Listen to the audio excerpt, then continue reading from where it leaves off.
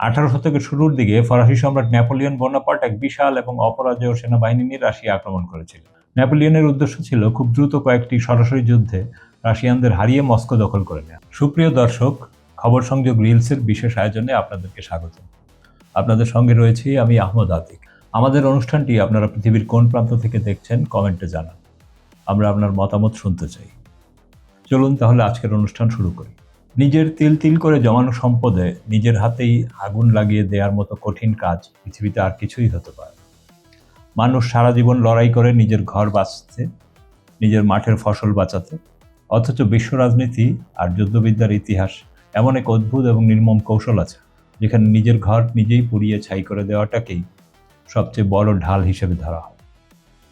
সামরিক ভাষায় এই চরম আত্মঘাতী কিন্তু চরম সফল কৌশলটির নাম হলো পোড়ামাটি নীতি বা স্কর্চড আর্থ পলিসি।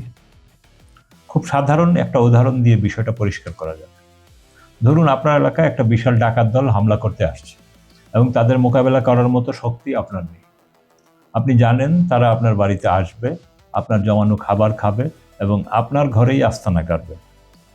আপনি তখন তাদের সাথে সরাসরি লড়াইয়ে না গিয়ে নিজের ঘরে আগুন লাগিয়ে দিলেন, কুয়োর পানিতে বিষ মিশিয়ে দিলেন এবং সব খাবার নষ্ট করে পরিবার নিয়ে দূরে কোথাও চলে গেলেন।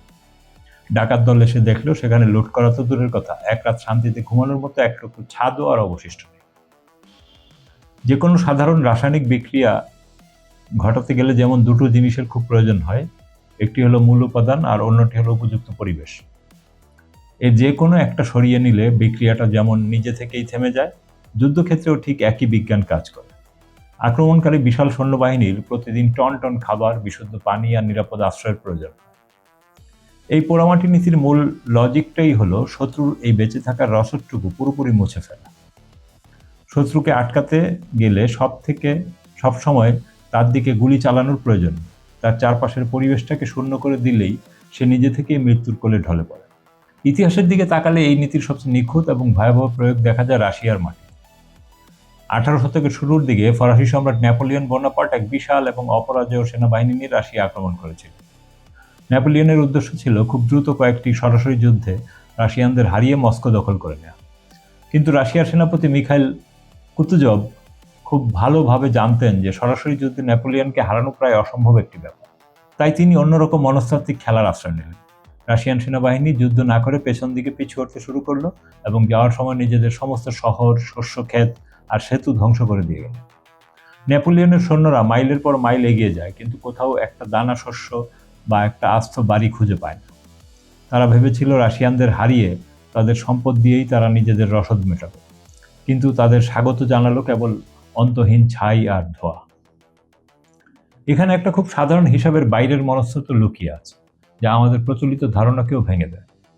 আমরা সাধারণত মনে করি যুদ্ধক্ষেত্রে সবচেয়ে বড় অস্ত্র হলো একটা বিশাল এবং শক্তিশালী সেনাবাহিনী, কিন্তু স্কর্চড আর্থ পলিসি প্রমাণ করে যে অনেক সময় শত্রুর সামনে কিছু না রাখাটাই সবচেয়ে বিধ্বংসী অস্ত্র হয়ে দাঁড়ায়। দিনের পর দিন যুদ্ধ করার জন্য প্রস্তুত থাকা একটি সেনাবাহিনী যখন লড়াই করার মতো কোনো প্রতিপক্ষ পায় না এবং খিদের জ্বালায় ধুঁকতে থাকে, তখন তাদের মানসিক শক্তি সবচেয়ে দ্রুত ভেঙে পড়ে। শূন্যতা বা এমটিনেস যে মানুষের মনকে কতটা পঙ্গু করে দিতে পারে, নেপোলিয়নের বিশাল বাহিনীর করুণ পরিণতি তারই সবচেয়ে বড় প্রমাণ। মস্কো পৌঁছানোর পর নেপোলিয়ন দেখলেন পুরো শহরটা আগুনে জ্বলছে। খোদ রাশিয়ানরাই নিজেদের রাজধানী পুড়িয়ে দিয়েছে। সামনে শীতকাল চলে আসছিল এবং সেই হাড় কাঁপানো শীতে আশ্রয় নেওয়ার মতো একটা দেয়ালও আস্ত ছিল না। বাধ্য হয়ে নেপোলিয়নকে পিছু হটতে হয় এবং সেই ফেরার পথে ক্ষুধা, শীত আর রাশিয়ানদের ছোট ছোট গেরিলা হামলায় তার গ্র্যান্ড আর্মির বেশিরভাগ সৈন্যই মারা পড়ে। নিজের দেশের সম্পদ ধ্বংস করে রাশিয়া সেদিন শুধু নিজেদেরই বাঁচায়নি, বরং পুরো ইউরোপের ক্ষমতা এবং অহংকারের সমীকরণ নতুন করে লিখেছিল।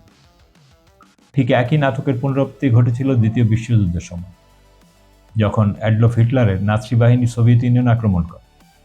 এবার ক্ষমতায় ছিলেন জোসেফ স্ট্যালিন এবং তিনি একদম সরাসরি পোড়ামাটি নীতির নির্দেশ জারি করেন। রেডিওতে তিনি তার দেশের মানুষজনকে পরিষ্কারভাবে বলে দিলেন শত্রুর জন্য 1 কেজি শস্য বা 1 লিটার জ্বালানিও যেন ফেলে রাখা না হয়। রেল লাইন উপড়ে ফেলা হলো, কারখানাগুলো গড়িয়ে দেওয়া হলো এবং সাধারণ কৃষকেরা নিজেদের গবাদি পশু নিজেদের হাতেই হত্যা করে। জার্মান সৈন্যরা ছিল অত্যাধুনিক অস্ত্রসজ্জিত এবং তারা খুব দ্রুত গতিতে বিদ্যুৎ গতির আক্রমণের জন্য বিখ্যাত ছিল।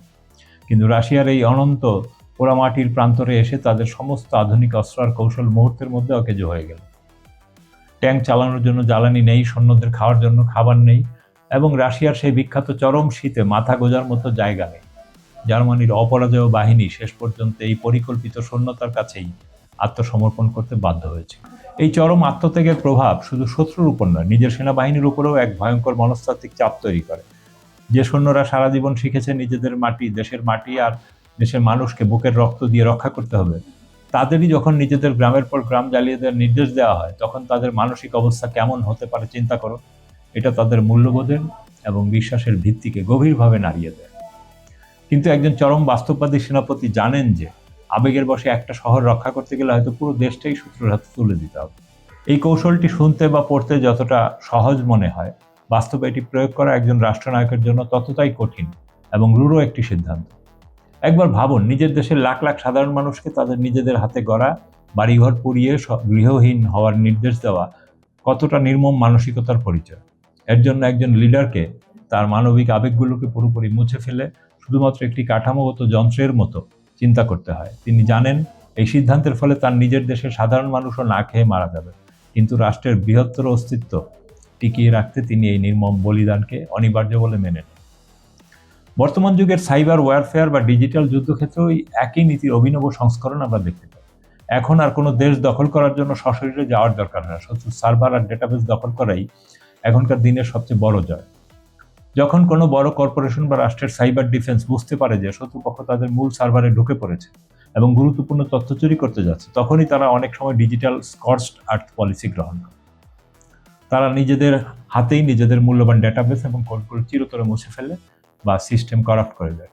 এতে তাদের নিজেদের হয়তো বিশাল অঙ্কের ক্ষতি হয়, কিন্তু শত্রুপক্ষ সেই অমূল্য ডেটা থেকে পুরোপুরি বঞ্চিত হয়।